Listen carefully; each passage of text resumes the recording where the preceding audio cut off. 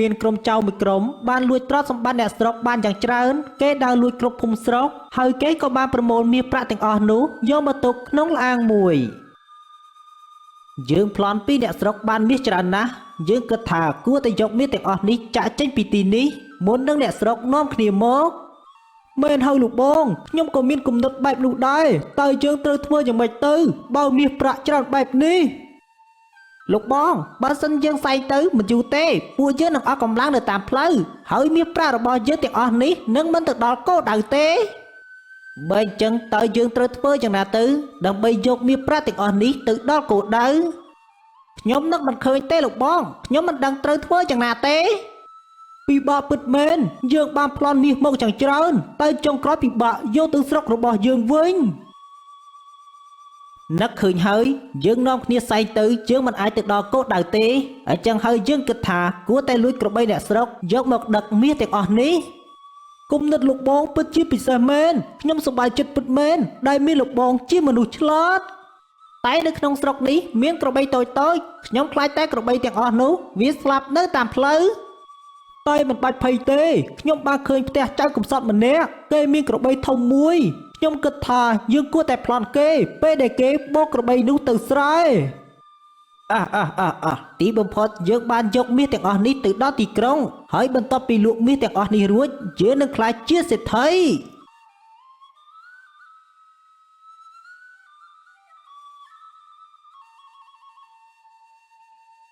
ចំណែកចៅកំសត់មានក្របីឆ្លាតមួយហើយក្របីនោះថែមទាំងចេះស្ដាប់ភាសាមនុស្សទៀតផង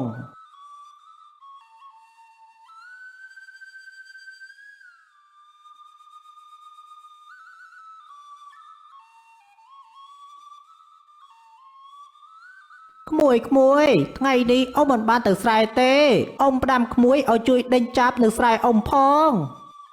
បាទលោកអ៊ំខ្ញុំនឹងជួយដេញឲ្យបើលោកអ៊ំមិនបានទៅក៏មិនអីដែរក្មួយពិតជាមនុស្សមានទឹកចិត្តពិតមែនហើយចេះគោរពអ្នកស្រុកទៀតអ្នកណាបានក្មួយធ្វើជាប្តីដឹងតែនាងមានសំណាងលោកអ៊ំចេះតែបញ្ជោខ្ញុំហើយបើអញ្ចឹងខ្ញុំទៅស្រែសិនហើយលោកអ៊ំមិនចាំបាច់ភ័យទេខ្ញុំនឹងដេញឲ្យអរគុណណាស់ក្មួយ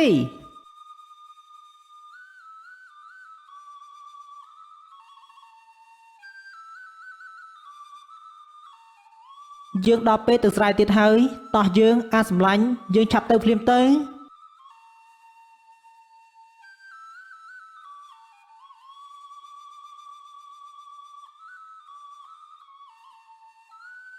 បន្ទាប់មកចៅកំសត់ក៏បានបរទេះមកដល់ព្រៃមួយកន្លែង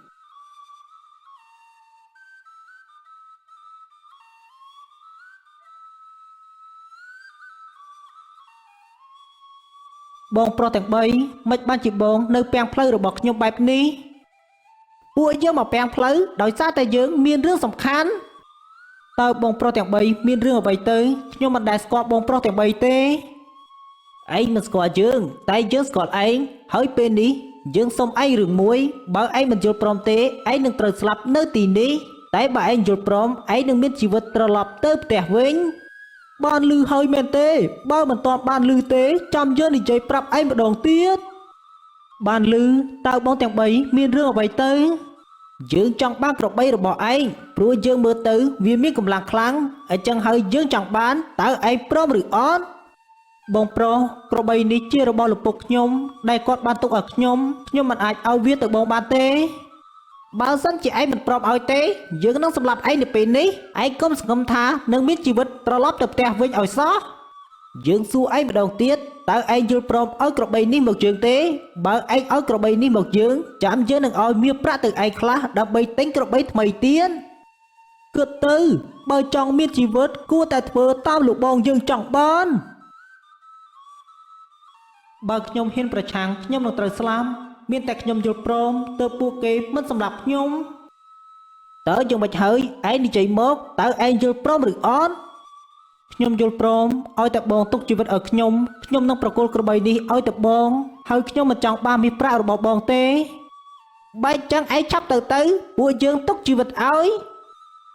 ពេលនោះចៅកំសត់ក៏បានដើរត្រឡប់ទៅផ្ទះវិញទាំងក្តីឈឺចាប់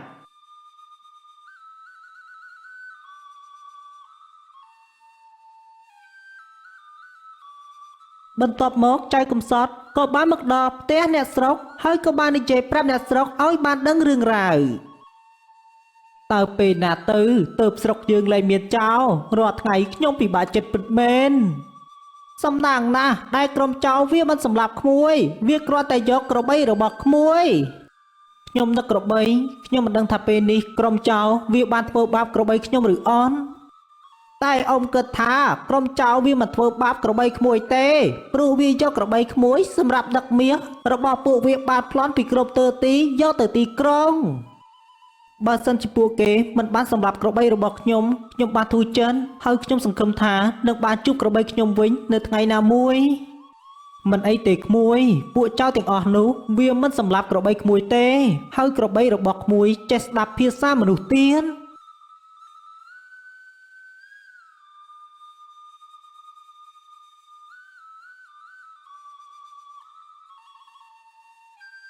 ចំណែកក្រុមចៅពួកគេក៏បានប្រមូលមាសប្រាក់ទាំងអស់នោះដាក់លើរទេះក្របី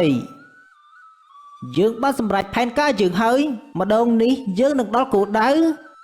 យើងចិត្តខ្លាចជាអ្នកមានហើយលោកបងខ្ញុំនឹងមានជីវិតរស់នៅស្រួលយើងក៏អញ្ចឹងដែរយើងនឹងបានរស់ស្រួលក្នុងគំនរមាសប្រាក់ឯងទាំងពីរនាក់មិនបាច់ភ័យទេបើយើងខ្លាចជាសេដ្ឋីពួកឯងទាំងពីរនាក់ក៏មិនពិបាកទៀត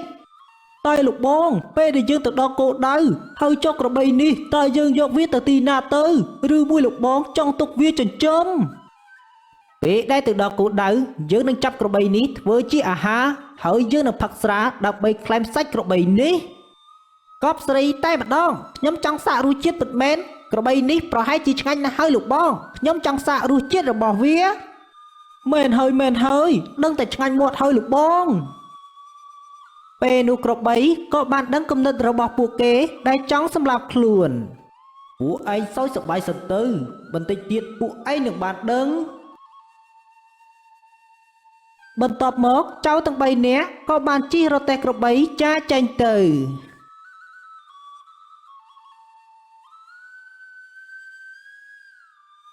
នៅពេលដែលក្របីកំពុងតែដើរក្របីនោះក៏បានសូត្រអាគមឲ្យចៅទាំង3នាក់នោះដេកសន្លប់ទាំងមិនដឹងខ្លួនហើយក្របីក៏បានដើរសំដៅទៅសាលាស្រុកនេះជាក្របីចៅកំសត់ដែលបានត្រូវចោលប្លន់កាលពីថ្ងៃមុនហើយមិនបានជានៅនឹងអ្នកទាំង3នាក់នេះហើយនៅរទេះនេះពោពេញទៅដោយមាសឬមួយអ្នកទាំង3នាក់នេះគឺជាចោរដែលល្បីដើរប្លន់គេ